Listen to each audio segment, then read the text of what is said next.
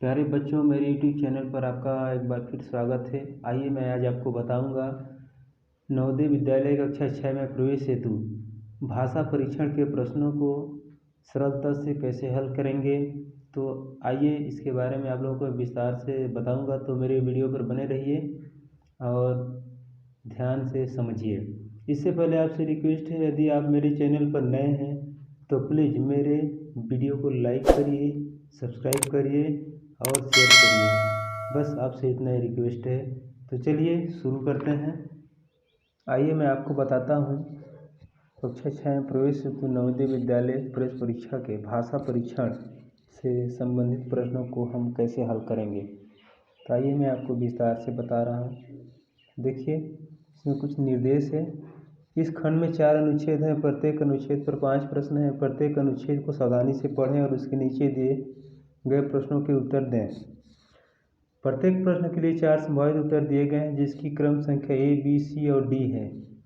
इनमें से केवल एक उत्तर सही है। सही उत्तर चुनें तथा अपने उत्तर को दर्शाने के लिए OMR उत्तर पत्रिका में प्रश्न के संज्ञा संख्या के सामने वाले वृत्त को काला करें। अब यहाँ पर देखिए अनुच्छेद है। इस अनुच्छेद को हमको ध्यान से पढ़ना है। तो चलिए पढ़ते हैं। अनुच्छेद 1, नेमिनाथ जी के मंदिर के पास ही प्रथम तीर्थकार आदित्यनाथ जी का मंदिर है। इसे तेजपाल और वस्तुपाल नामक 2 भाइयों ने सन 1230 में बनाया था। दिलवाड़े में कई जैन मंदिर हैं। इनमें 2 मुख्य हैं, नेमिनाथ जी का तथा दूसरा आदित्यनाथ जी का। नेमिनाथ जी का मंदिर विशाल चबूतरे पर बना हुआ है। मंदिर बाहर से देखने पर तो उतना सुंदर नहीं लगा, परंतु अंदर जाकर तो हम चकित रह गए। मंदिर के वातावरण में अपूर्व शांति थी। भगवान नेमिनाथ जी की मूर्ति जगमगा रही थी। इस अनुच्छेद को ध्यान से पढ़ना है और इसका उत्तर देखिए इसी में छिपा हुआ है। यहाँ पर इसका पहला प्रश्न है। इसमें देखिए आपको 61 दिख रहा होगा। तो चलिए इसका प्रश्न है, नेमिनाथ जी और आदित्यनाथ जी के मंदिर किस स्थान पर है। इसमें 4 विकल्प है, दिल्ली में, अमृतसर में, दिलवाड़ा में, काठीवाड़ा में। तो हमने यहाँ पर देखा था, देखिए दिलवाड़े में कई जैन मंदिर हैं, तो इसका सही उत्तर है सी। अगला है, आदित्यनाथ जी के मंदिर का निर्माण किस सन में हुआ था। तो विकल्प है 1302, 1203, 1320 और 1230। हमने यहाँ पर देखिए पढ़ा था 1230 में बनाया गया है ना। इसे मंदिर नाम तेजपाल और वस्तुपाल नामक 2 भाइयों ने सन 1230 में बनाया था ये मंदिर। तो इस मंदिर का निर्माण 1230 में हुआ था। अब मंदिर के वातावरण में थी अत्यंत शांति, अपूर्व शांति, घोर शांति, भयानक शांति। तो हमने यहाँ पर देखिए पढ़ा था मंदिर के वातावरण में अपूर्व शांति थी। तो इसका सही उत्तर है अपूर्व शांति। अब अगला है, मंदिर बनाने वाले 2 भाइयों में से एक का नाम क्या था। तो देखिए हमने यहाँ पर पढ़ा था मंदिर बनाने वाले इसे तेजपाल और वस्तुपाल नामक 2 भाइयों ने बनाया था। तो देखिए तेजपाल और वस्तुपाल में से देखिए किसी का नाम होगा, तो तेजलाल, आदित्यनाथ, नेमिनाथ और तेजपाल। तो ये तेजपाल होगा। अब अगला है, मंदिर बनाने वाले 2 भाइयों में से एक मंदिर में भगवान खाली स्थान जी की मूर्ति जगमगा रही थी।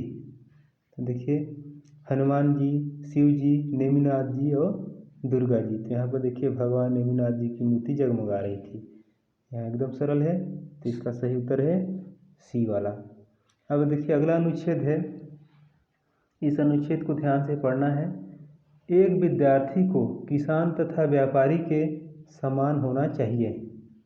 किसान अपने कार्य के प्रति हर समय चिंतित रहता है तथा व्यापारी अपने व्यवसाय के लिए हमेशा सजग रहता है।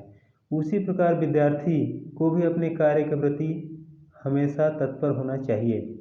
किसान तथा व्यापारी को हर समय सोते, जागते, खाते, पीते, चलते फिरते अपने काम की चिंता बनी रहती है, कभी भूलता नहीं। उसी प्रकार एक विद्यार्थी भी एक किसान तथा व्यापारी के समान अपने कार्य की चिंता हर वक्त करे तथा सतत प्रयत्नशील रहे, तो निश्चित ही सफलता मिलेगी। अब यहाँ पर इस अनुच्छेद को हमने ध्यान से पढ़ा और पढ़ने के पश्चात देखिए यहाँ पर कहता है किसको किसान तथा व्यापारी के समान होना चाहिए। हमें, विद्यार्थी को, शिक्षकों को, माता पिता को। तो हमने यहाँ पर देखा था एक विद्यार्थी को किसान से व्यापारी के समान होना चाहिए, तो इसका सही उत्तर होगा विद्यार्थी को। अगला है व्यापारी अपने कार्य के प्रति हर समय खाली स्थान रहता है तो चिंतित रहता है, सजग रहता है, तत्पर रहता है, खाते पीते रहता है, क्या करता है? तो हमने यहाँ पर देखा था व्यापारी अपने व्यवसाय के लिए हमेशा सजग रहता है, पढ़ा था, तो इसका सही उत्तर है सजग। अब निश्चित सफलता के लिए एक क्या आवश्यक है? अगर हमको सफलता प्राप्त करना है तो क्या जरूरी है? तत्परता, चिंतितता, सजगता, सतत प्रयत्नशीलता। इसका सही उत्तर होगा सतत प्रयत्नशीलता, मतलब हमेशा अपने काम के प्रति प्रयत्नशील रहें। अब यहाँ पर देखिए व्यापार कौन करता है? किसान, विद्यार्थी, महाजन, शिक्षक।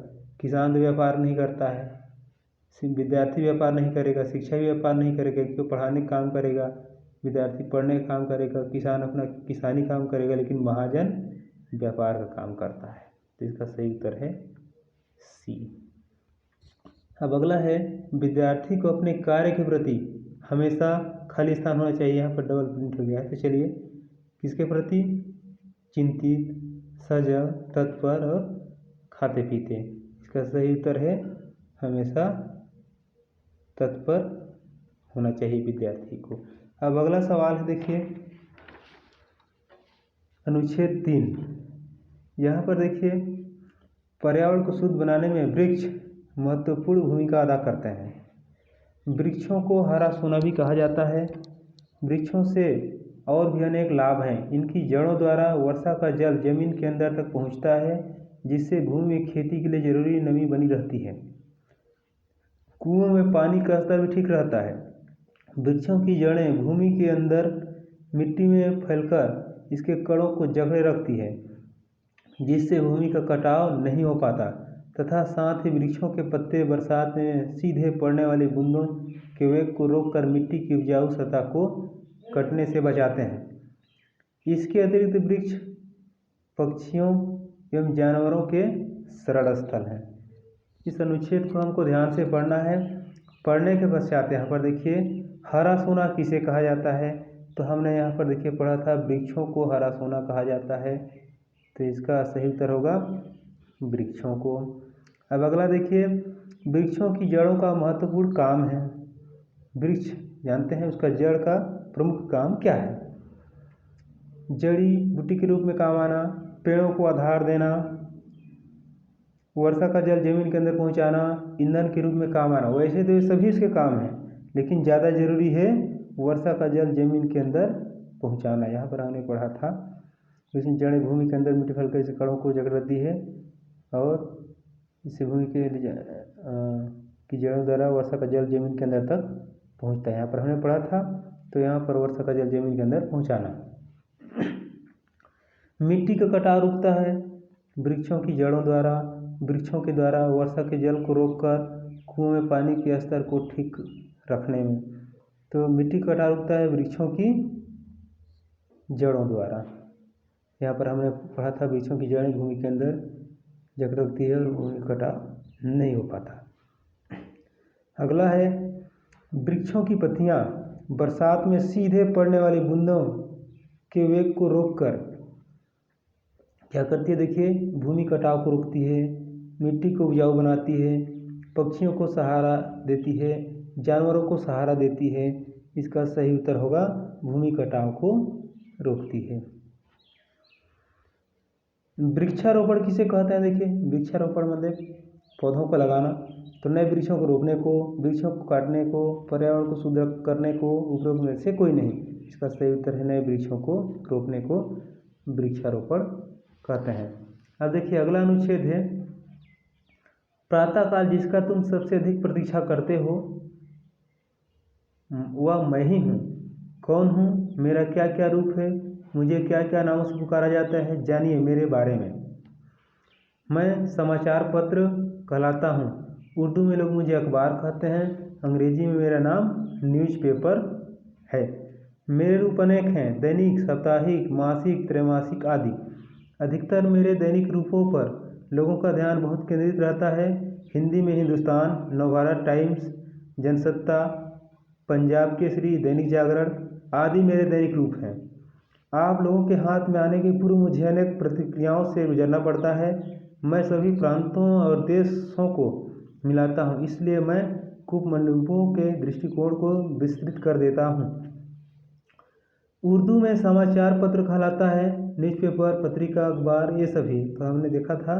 उर्दू में यहाँ पर देखिए, उर्दू में लोग मुझे अखबार कहते हैं, तो इसका सही उत्तर होगा अखबार। समाचार पत्र में कौन कौन से रूप में प्रकाशित होता है?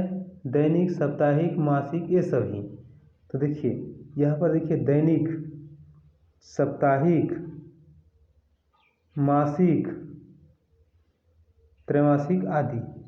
ठीक है, तो इसका उत्तर देखिए ये सभी होगा, इसलिए कि दैनिक भी, साप्ताहिक भी, मासिक सभी ये प्रकाशित होता है।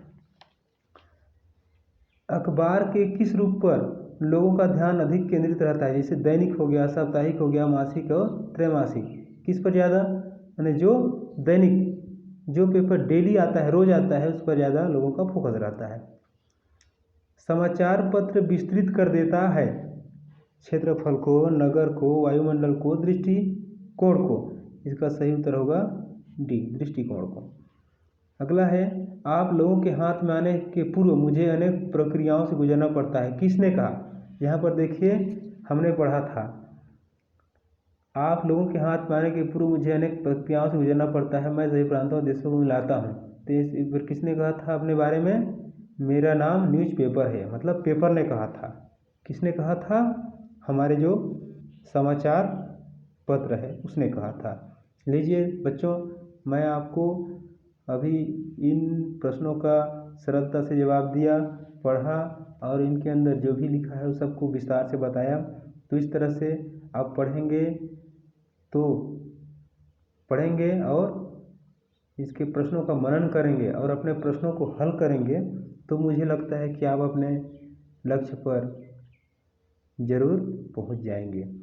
तो चलिए नेक्स्ट वीडियो में आपसे फिर मिलते हैं, तब तक के लिए बाय बाय।